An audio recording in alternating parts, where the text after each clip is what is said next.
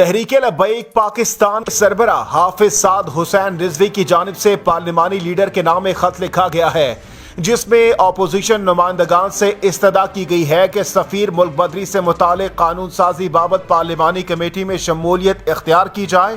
اس موقع پر خط میں لکھا گیا ہے کہ اسپیکر قومی اسمبلی جناب اسد قیصر صاحب کی طرف سے اپوزیشن جماعتوں کے لیڈرز کو سرکاری سطح پر توہین رسالت صلی اللہ علیہ وآلہ وسلم معاملے سے متعلق سفیر ملک بدری قانون سازی کو منطقی اور حتمی انجام تک پہنچانے کے لیے پارلیمانی کمیٹی میں اپنے نمائندگان شامل کرنے کی استدعا کی گئی ہے۔ تحریک لبیک یا رسول اللہ پاکستان کا امیر اور اپنے آقا و مولا حضرت محمد مصطفیٰ صلی اللہ علیہ وآلہ وسلم کا ادنا غلام ہونے کی حیثیت سے آپ سے گزارش کرتا ہوں کہ مذکورہ بالا پارلیمانی کمیٹی میں آپ اپنے نمائندگان کے نام پیش فرمائیں اور مسلمانوں کی ترجمانی کو یقینی بناتے ہوئے اپنا بھرپور کردار ادا کر کے پاکستانی قانون میں تاریخی اور مثالی روشن باب رقم کرتے ہوئے امت مسلمہ کے سر فخر سے بلند فرما کر تاریخی کارنامہ سر انجام فرمائیں۔ اللہ تعالیٰ تمام مسلمانوں اور ان کے حکمرانوں کو اپنے پیارے محبوب اور نبی کریم حضرت محمد مصطفیٰ صلی اللہ علیہ وآلہ وسلم کے حق کو پورا کرنے کی کوشش و ہمت کی